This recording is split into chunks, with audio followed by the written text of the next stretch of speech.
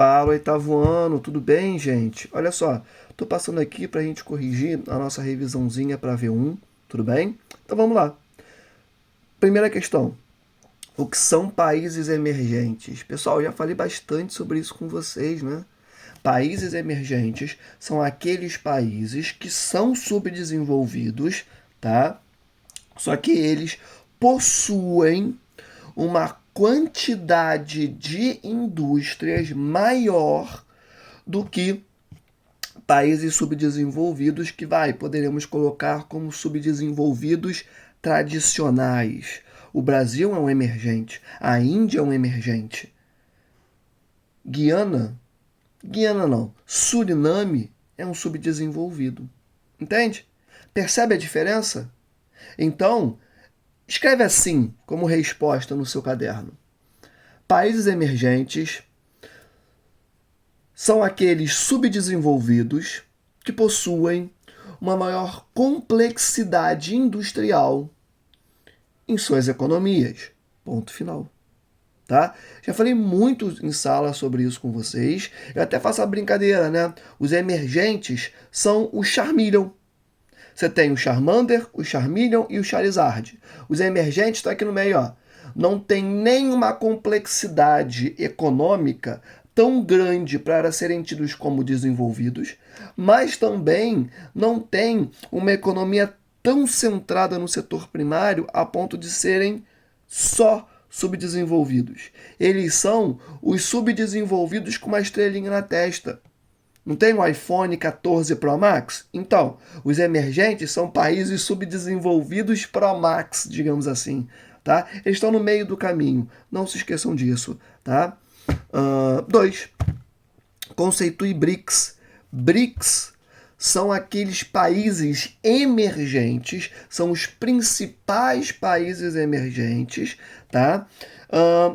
Que se encontram para debater uma série de práticas comerciais, desenvolvem uma série de acordos entre eles para aumentar a independência desses países em relação ao norte global, em relação à Europa Ocidental, em relação aos Estados Unidos, tá? E para ajudar no fomento, né, ao desenvolvimento de suas economias. Quem são os BRICS? Brasil, Rússia, Índia, China e África do Sul. Almi, mas África do Sul começa com A, South Africa, tá em inglês, beleza? Por isso o S na frente. E olha só, recentemente os BRICS têm tido uma importância geopolítica gigantesca, tá? Porque o que acontece? Você tem o G7. G7 não é um bloco econômico. É um grupo de países, é um fórum de discussão, preste atenção em mim, das 7 maiores economias do mundo. De vez em quando, chamam o G8, que aí são as 8 maiores economias do mundo. Tá? O que acontece? Não há, pelo menos nesse momento, nenhum grupo de países que consiga bater de frente com o G7. De novo, G7 são as 7 maiores economias do mundo, a não ser os BRICS. Por que, Almi? Olha quem compõe os BRICS. Brasil, que podemos ter várias críticas, mas é a maior economia da América Latina. Beleza? Brasil. Rússia. Preciso falar alguma coisa? Rússia, que é um país emergente, mas tem uma capacidade militar gigantesca, exporta produtos fundamentais focados no setor primário? Sim. Estou falando de petróleo, estou falando principalmente de gás natural, tá? Mas também tem um parque industrial diverso, também produz e exporta tecnologia, tá? Mas foca muito, né, na produção e exportação de gás, na extração e exportação de gás natural. Então, Rússia tem uma importância geopolítica, econômica, territorial imensa. Índia produz software pra caramba, uma população gigantesca, um mercado consumidor em potencial gigantesco, tá? Tem uma importância muito grande. China, cara, China, segunda maior economia do mundo, primeiro país no planeta em produção de ciência, de pesquisas científicas, superou os Estados Unidos no ano passado, nesse ponto em específico, produz tecnologia para todos os ramos da economia, absolutamente todos. É a fábrica do mundo, porque ninguém consegue produzir na qualidade e na velocidade que a China. Não existe nenhum outro país no mundo que produz com a qualidade, velocidade e que entrega na velocidade que a China. 1/3 de todos os trens-bala do mundo estão na China. Então, assim, não precisa nem falar muita coisa. Uma das maiores economias do mundo, num futuro próximo, irá superar a economia dos Estados Unidos se não houver algum desastre natural ou alguma guerra. Tá? E a África do Sul é a maior economia do continente africano, com um mercado consumidor muito bacana, tá? Tem uma complexidade industrial também expressiva, tá? Por mais que tenha bastante gente, não necessariamente você vai ter um mercado consumidor com dinheiro para ter acesso a essas mercadorias. Mas pelo menos em quantidade tem, sabe? Então, a África do Sul tem uma economia mais diversificada dentro do continente africano, tá? E quando você olha para o mundo, o único grupo de países que pode bater de frente com o G7 são os BRICS. São os BRICS. E vou te falar, sabe quem está à frente dos BRICS hoje em dia? Claro, China. Mas a China tem competição no comando dos BRICS. Sabe com quem? A gente, Brasil. Olha que doideira. Porque olha só, Rússia está em guerra. Índia está em um conflito com a China junto com o Paquistão. Né? Índia, Paquistão e China disputam uma areazinha que se chama Caxemira. Então, conflito. África do Sul, conflitos internos de bastante expressão, um mercado consumidor que, de novo, por mais que seja interessante, não tem tanto dinheiro para poder comprar as mercadorias que são produzidas, uma desigualdade econômica gigante. Brasil, que por mais que viva tudo isso, está mais estável nesse momento do que os outros países. Tá? A China, com um conflito comercial com os Estados Unidos, com uma série de bloqueios comerciais sendo impostos à China e a China começando a criar alguns bloqueios aos Estados Unidos, principalmente no fornecimento de algumas matérias-primas que os Estados Unidos precisam, metais, por exemplo.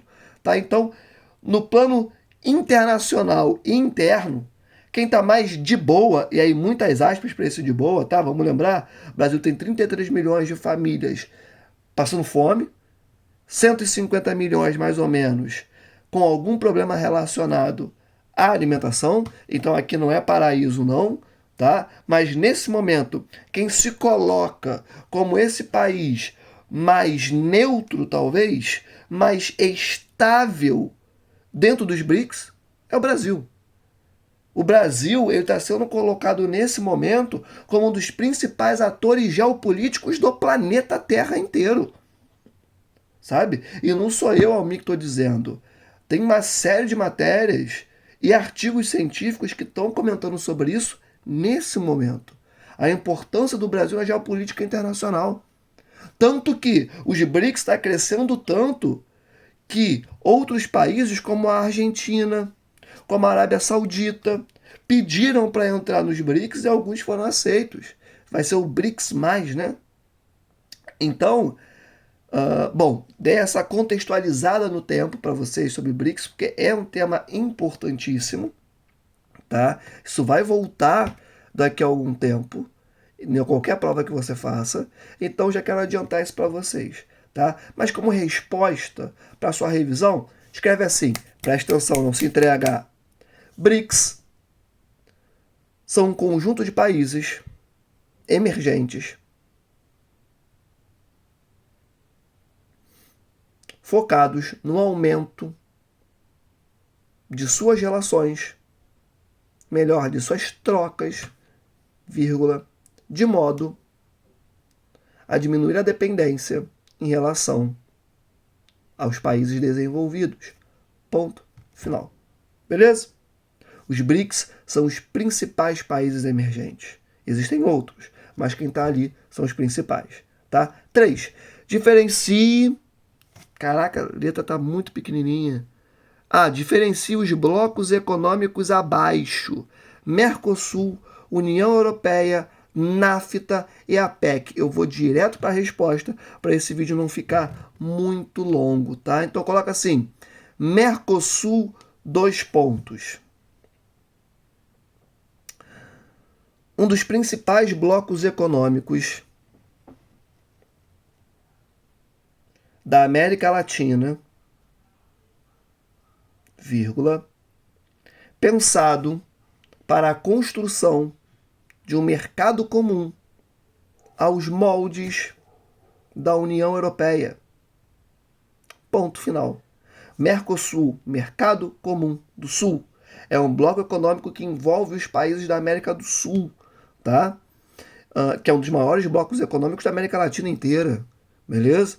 E a intenção é aumentar o contato entre essas economias. Porque, de novo, Brasil, Paraguai, Argentina, Venezuela, são países que sozinhos não conseguem bater de frente com economias como a norte-americana, como a chinesa. Agora, juntos, eles conseguem criar uma competição maior em vários produtos que são desenvolvidos, tá? Então é bom ter isso em mente. Show de bola? Segundo bloco econômico que eu quero que você coloque no seu caderno é a União Europeia. Então escreve aí, União Europeia, 2 pontos. É o maior bloco econômico do mundo, vírgula, contando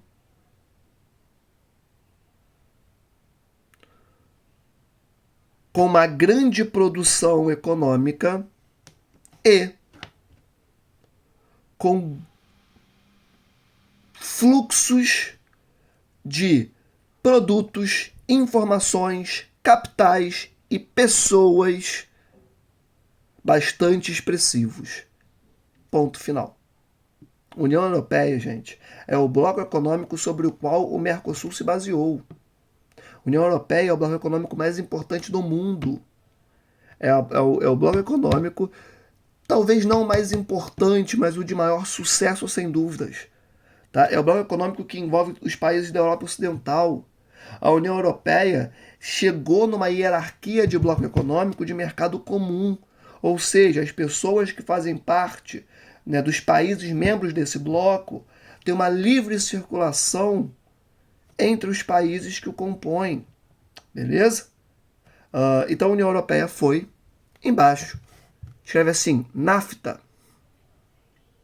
2 pontos, bloco econômico de livre comércio, feito entre Estados Unidos, México e Canadá, vírgula, responsável pelo aumento da dependência destas duas economias em relação à norte-americana. Ponto final. E por último, a APEC, tá? Escreve assim, a APEC, gente, não é um bloco econômico. A APEC é um fórum de discussão que visa chegar, tá, a um bloco econômico de livre comércio, beleza? É comum as pessoas confundirem a PEC, BRICS como blocos econômicos, até porque a gente costuma abordar dentro do conteúdo blocos econômicos, tá? Mas a PEC é um fórum de discussão, BRICS é um grupo de países, tá? São coisas distintas. Não há um documento dizendo a PEC é bloco econômico, BRICS é bloco econômico. Não, eles não são blocos econômicos, beleza? A PEC é um fórum de discussão que vai ser constituído por todos os países que são banhados pelo Oceano Pacífico, na intenção de transformar esta parte do mundo em uma zona de livre comércio, ou seja, retirar todos os impostos dos produtos trocados pelos países que ali estão posicionados, beleza? E pessoal, por que a PEC é importante? Porque você vai ter ali dentro dessa parte do globo, dos países banhados pelo Pacífico, cara, Estados Unidos, China, Japão. Acho que já expliquei bem o porquê que a PEC é importante, né? Só esses 3 países são extremamente importantes, tá? Sem contar outros países como o próprio Canadá, como o México, países que têm um contato aqui na própria América Latina com o Oceano Pacífico, outros países da Ásia, da Oceania, que também são banhados pelo Pacífico, sabe? Então a PEC, que conta com 21 países membros, de novo, é um fórum de discussão que visa construir na área do Pacífico uma área de livre circulação de produtos, ou seja, uma zona de livre comércio. Pessoal, eu falei tanto com relação à PEC que eu não vou ditar uma resposta para essa pergunta, tá? Você já consegue, né, voltar ao seu vídeo e construir a partir da minha explicação uma respostinha para a PEC. Tranquilidade? Tranquilão? Vamos para a próxima. A próxima questão, que é de número 4, a última inclusive, aponte e diferencie os tipos de blocos econômicos que conhecemos. Já falamos bastante disso em sala, eu vou direto para a resposta, tá? Coloca assim: zona de livre comércio, dois pontos. É o primeiro tipo de bloco econômico que foca na retirada de impostos sobre os produtos comercializados dentro do bloco econômico. Embaixo, União Aduaneira. União Aduaneira, aí União Aduaneira, dois pontos, tá? É o segundo tipo de bloco econômico pensado para a retirada de barreiras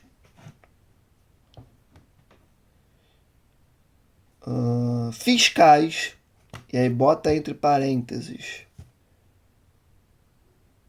impostos sobre os produtos comercializados dentro do bloco, vírgula, com a diferença que existirá a criação de TECs, tarifas externas comuns, para produtos vindos de fora do bloco. Ponto final. É aquilo que eu já conversei com vocês.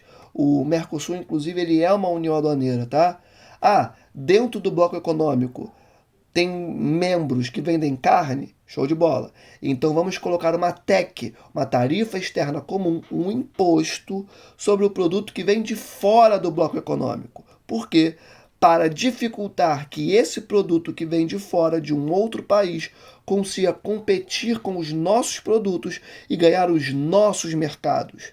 Beleza? Então isso é uma união aduaneira. Embaixo de união aduaneira escreve assim: mercado comum, dois pontos.